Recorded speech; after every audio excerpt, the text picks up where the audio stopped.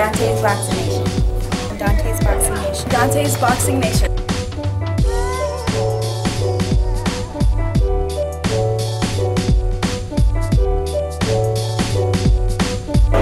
It's Terrence Crawford and you're watching Dante's Boxing Nation.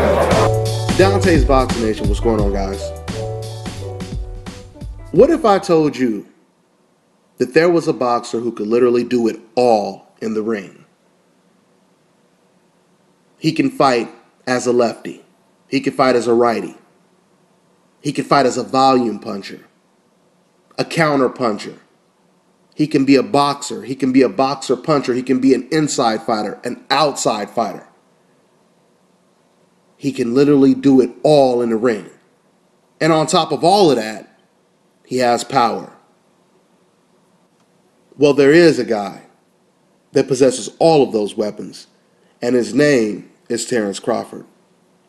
You see, the majority of real boxing fans, we already knew that Terrence was special. This is something we already knew. But what's even more compelling is almost every time he fights, or at least maybe before, I don't think anyone will underestimate him at all now, but at least I was always under the impression this is a different type of opponent. How is he going to do? He's going to be tested in this kind of fight, right? And every single time he passes the test with flying colors, right? This is what he did with Ricky Burns, Ray Beltran, Yuriorkis Gamboa, and now Thomas Dulorme. Let me tell you guys something about Thomas Dulorme. Thomas Dulorme is probably pound for pound, top 10, one of the best 5-round fighters in the sport. He is, right? Thomas Dulorme is a beast in those first 5 rounds. He's a beast. He always starts to fall apart after those rounds. So the first half of the fight, or the first quarter of the fight, Dulorme, he fights like the undefeated Dulorme before he lost to Luis Abregu, right? And then after the 5th round or the 6th round, then he starts fighting like the Dulorme who's already been knocked out before. That's how he fights.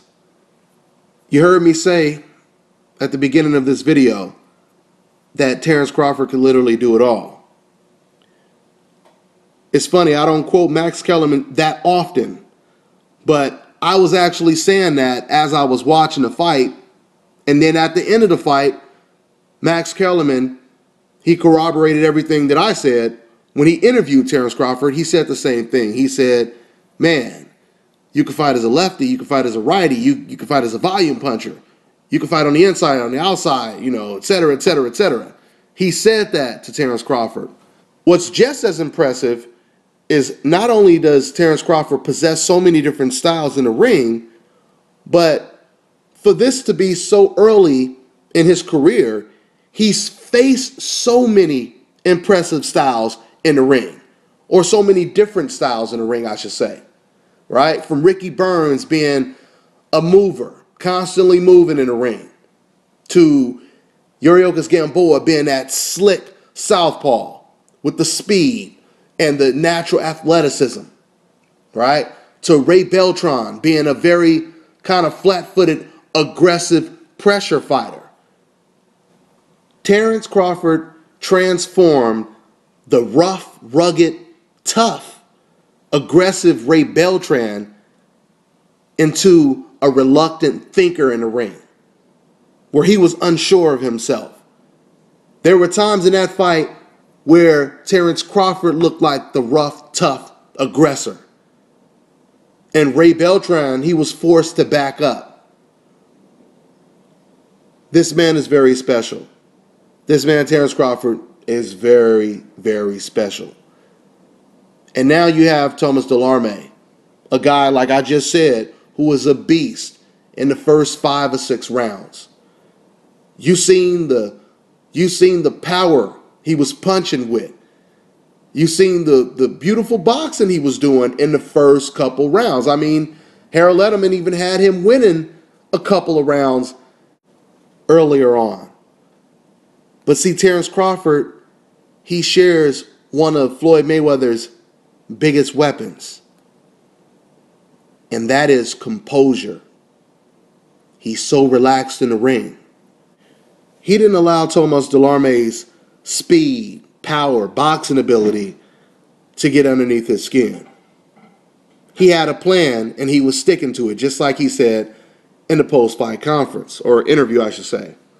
I mean, if you really pay attention to everything that Terrence Crawford is doing in the ring, and you may have to watch the fight a couple times, because when I'm impressed with a fighter, I may watch the fight 5-10 times.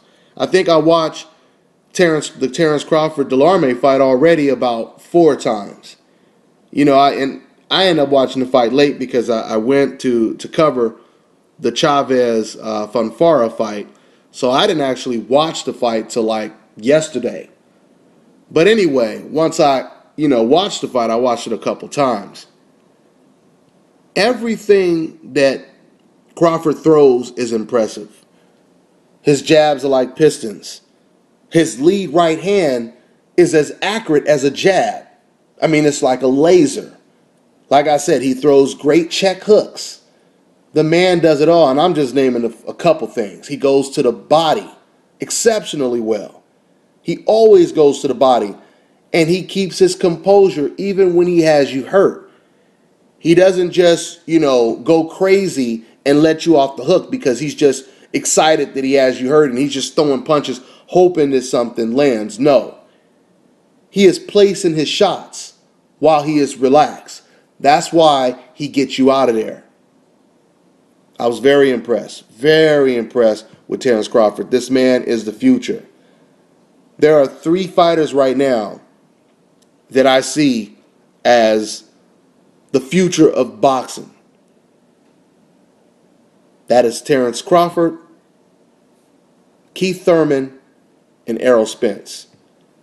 Those 3 guys right there, I believe they're going to be around for a very long time.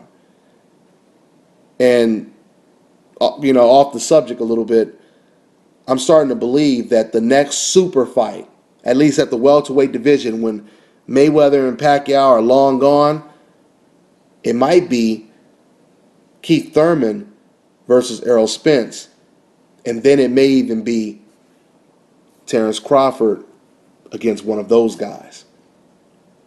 Because I don't really see anybody beating these 3 fighters right now.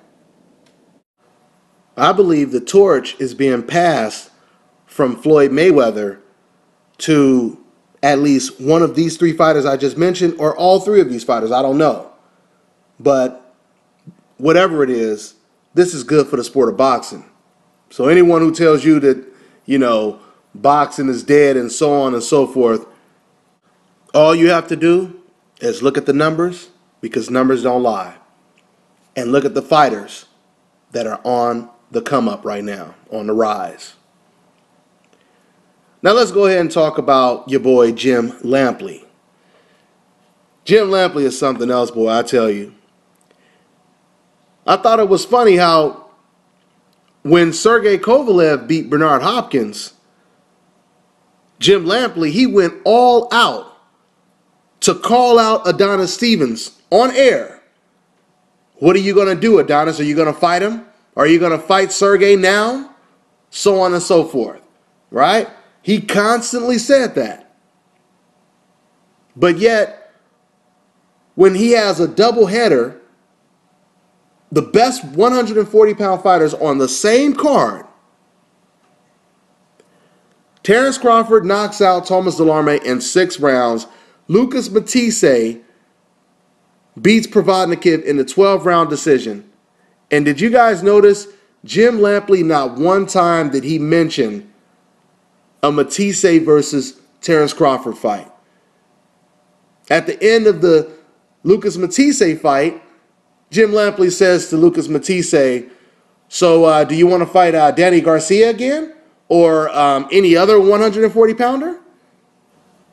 You see, Jim Lampley made sure he didn't mention a Crawford versus Matisse fight, because Jim Lampley believes that Crawford would beat Matisse he doesn't want a fighter on the coincidental list to beat Matisse.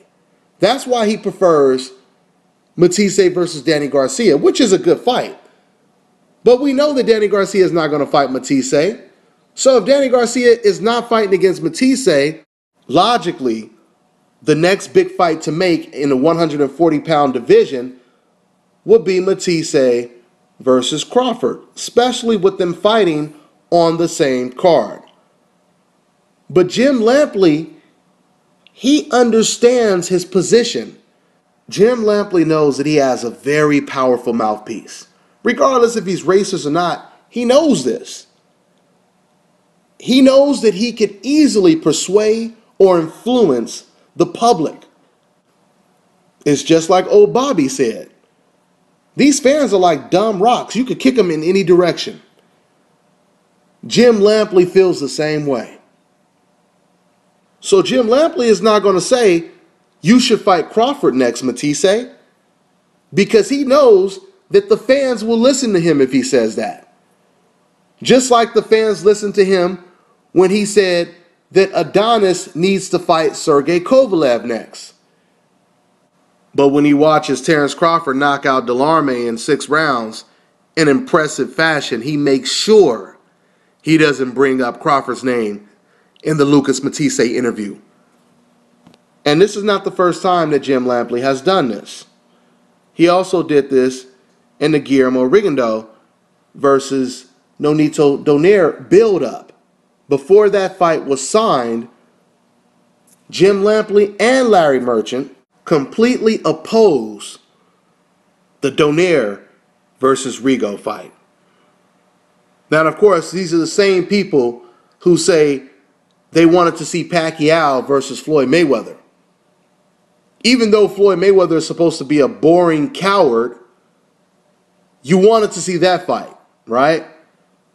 Oh, but you don't want to see Donaire versus Rigo, but you claim that Rigo is boring as well. Does that make any sense, guys?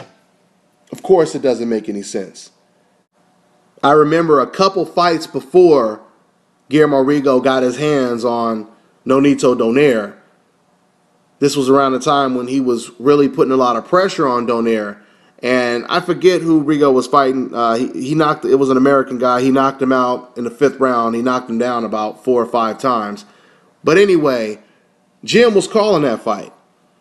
And it was so funny because even though Rigo had been calling out Donaire so much, as Jim is calling this fight, he says, I think Rigo should fight Gary Russell. He should fight Gary Russell or fight Gamboa, right? But never did he mention Rigo should fight against Nonito Donaire. And now we know exactly why. Because we've seen what happened once they got in the ring with each other. You know, when it comes to people like Jim Lampley, because he is the leader of the decafs, he proves that they don't really care if the fighter is the best or not. They don't even really care if their favorite fighter is fighting the best opponents. They just want their favorite fighters to continue to win. And this is proof right here. He doesn't want Lucas Matisse to fight against Crawford because he believes that Crawford will win. He didn't want Donaire to fight against Guillermo Rigo because he felt Rigo would win. But he had no problem with Adonis fighting against Kovalev. What a coincidence. That's all I got. I'm on to the next one.